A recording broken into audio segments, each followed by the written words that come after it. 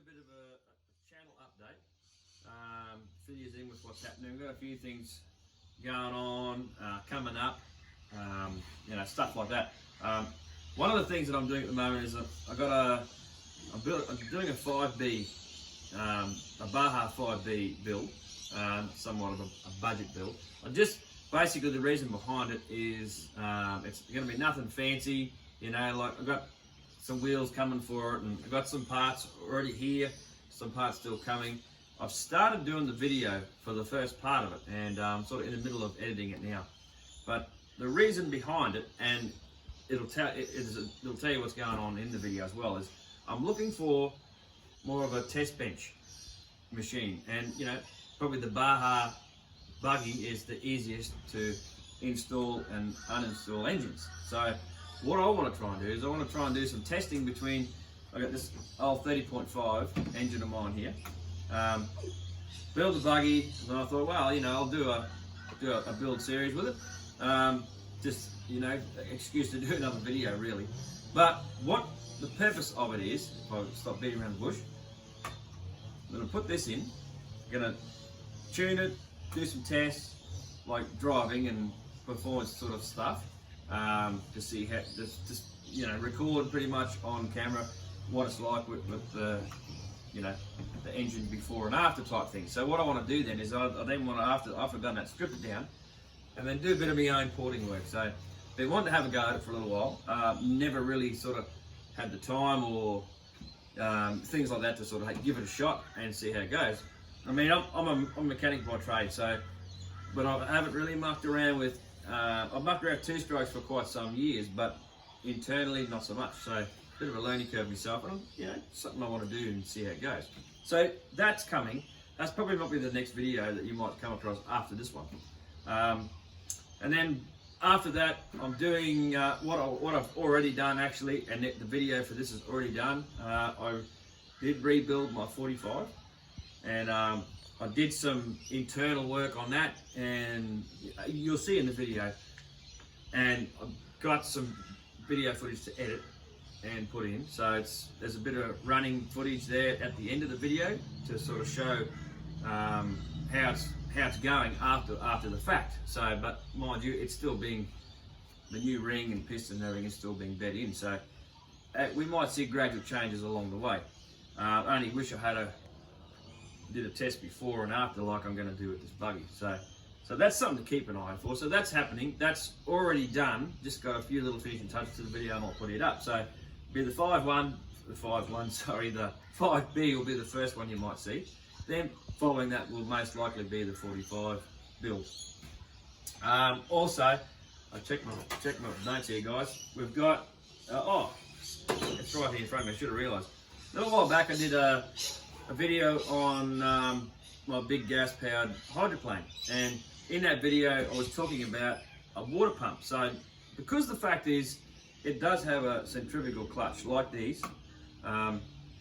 but when it's idling, sitting in the water idling, there's no water flowing through, keeping everything cool. So what I did was I ordered a pump, and it's actually like a pulse pump. So I did say I was going to do a video on this when it arrives, and it's arrived. So I'll do an install video on this. So I won't go into too much detail. This is for gas-powered boats.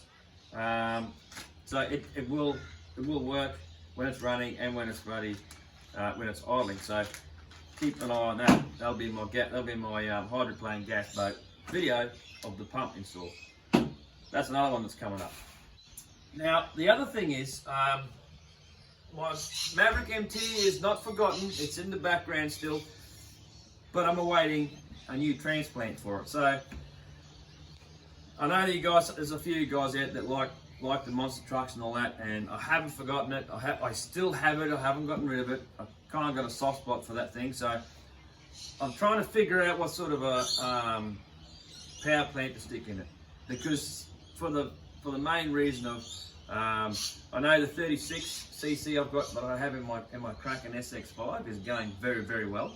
But the trouble I'm having is sourcing a pipe to suit that platform, and only because the body is not like the bigger versions where you can tuck the pipe inside. because the body's a bit narrower.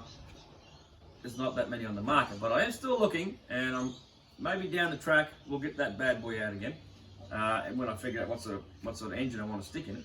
So I haven't forgotten the MT, it's still there.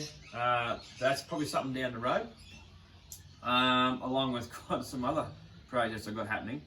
I am actually in the process of putting a shed in the backyard of my house, so which will then give me the space to upgrade these beautiful surroundings we have here. Just joking, that's not that beautiful. That aside, so that's something else that's probably a bit further down the road too, so we'll have a purpose-built place and a background and everything to do my video. So that's something that's coming up down the road. I'm really looking forward to that part of it. Also, now, I know there's something right in front of me here that you guys are probably asking what's going on. So the only other thing that I got on the cards at the moment, now I do have, before I get to this, I do have plans to rebuild my my Kraken SX5. So I already have started ordering some parts. I'm going to upgrade everything, putting a lot of aluminium stuff through it, and I don't know, maybe a different pipe as well. So if I end up, I don't know, I'm in two minds as to what engine I want to do, but I'm definitely going to do a totally different paint scheme, something that I want to try and do something I haven't done before. Sort of incorporate some things that you know that I've been practicing with in the past, and maybe incorporate some stuff that I haven't done. So I want it to look different to the paint jobs that it's had in the I think since I've had it.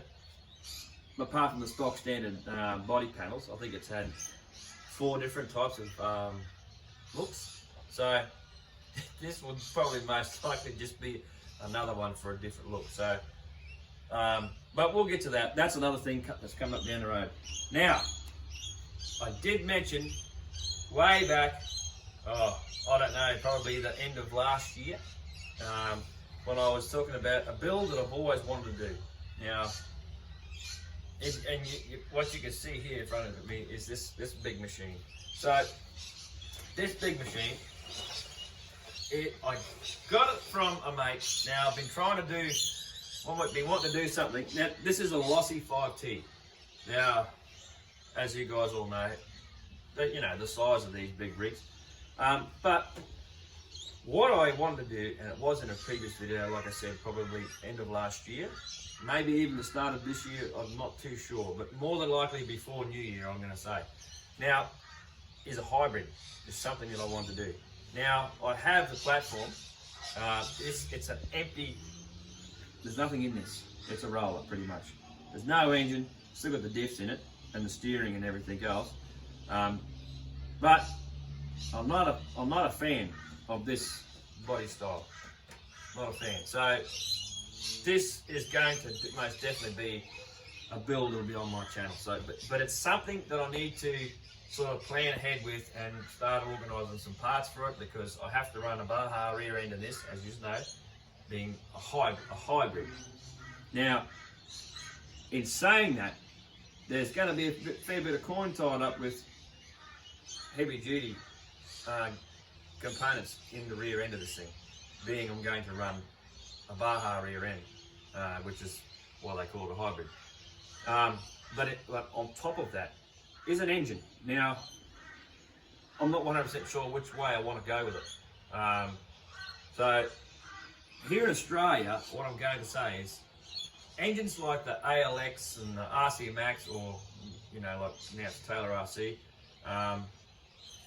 So twins, your 71s, your 80s, your 85s, your whatever's, all the big ball bits of gear are very expensive.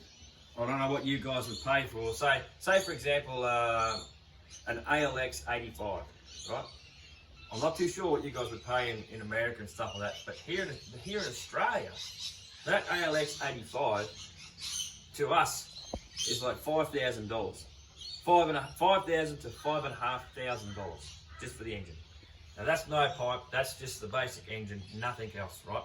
So it becomes pretty expensive for us to do stuff like that over here. So I will be keeping an eye out on, I don't even know, maybe, I know there's been some bad, not so much bad, but not a whole lot of good comments regarding the Rovan 71. So I don't know, guys.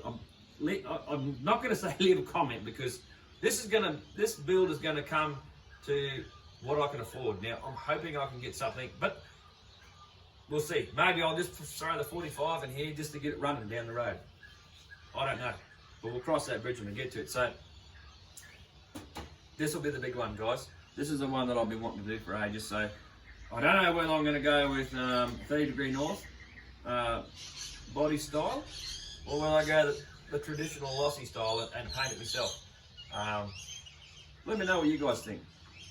Go to the lossy panels and do my own paint job like I did on my mate's lossy, or the 30 degree north. I mean, I like them both. 30 degree north probably more robust, but we'll see. Outside of that, guys, I'll keep you in the loop with some upcoming things. So we've got a lot of stuff happening, a lot of stuff coming up. Stay tuned because I'm going to try and keep the content coming. And that's about all I've got for you for now. So, like I said, stick around. We've got lots coming, guys. And don't forget to take a break from the normal grind. Get your rigs, go outside, go have some fun. Go and tear some dirt up or something. But remember one thing, enjoy it. And I'll catch you guys in the next one. Cheers, guys.